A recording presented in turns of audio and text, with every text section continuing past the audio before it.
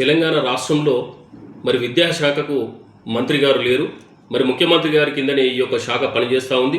మరి ఇటువంటి తరుణంలో తెలంగాణ రాష్ట్రంలో హాస్టల్ విద్యార్థులు ఎవరైతే ఉన్నారో హాస్టళ్లలో చదువుకుంటున్నటువంటి విద్యార్థులకు హాస్టల్ భవనాలు, సొంత భవనాలు లేవు.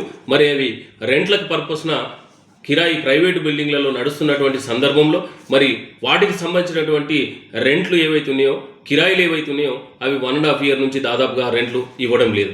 అదేవిధంగా హాస్టళ్లకు సంబంధించినటువంటి సౌకర్యాలు కానీ లేదా పిల్లలకు కావాల్సినటువంటి సౌకర్యాలు, దుప్పట్లు కానీ, మంచాలు కానీ ఇతరత్ర ఇట్లా ఏ సౌకర్యాలు కూడా ప్రభుత్వం కల్పించడం లేదు. దయచేసి ముఖ్యమంత్రి గారు, మీ కిందనే ఈ శాఖ ఉంది, మరి మీరే దీన్ని చూస్తున్నారు. మరి మీరు చూస్తున్నటువంటి శాఖలో మరి ఈ రకమైనటువంటి లోపం ఉంటే మరి పౌరులు, పిల్లలు, చదువుకుంటున్నటువంటి విద్యార్థులకు సరైన సౌకర్యాలు లేకపోతే చదువు ఏ విధంగా ముందడికి సాగుతుందో మీరు ఒకసారి ఆలోచన చేయాల్సినటువంటి అవసరం ఉన్నది. అదేవిధంగా తక్షణమే ఆ బిల్డింగ్ రెంట్లు మంజూరు చేయాలి. మరి అదేవిధంగా నూతన బిల్డింగ్లను తక్షణమే స్టార్ట్ చేసి మౌలిక సదుపాయాలు కల్పించాలని చెప్పి ఈ సందర్భంగా డిమాండ్ చేస్తా ఉన్నాం. జై తెలంగాణ.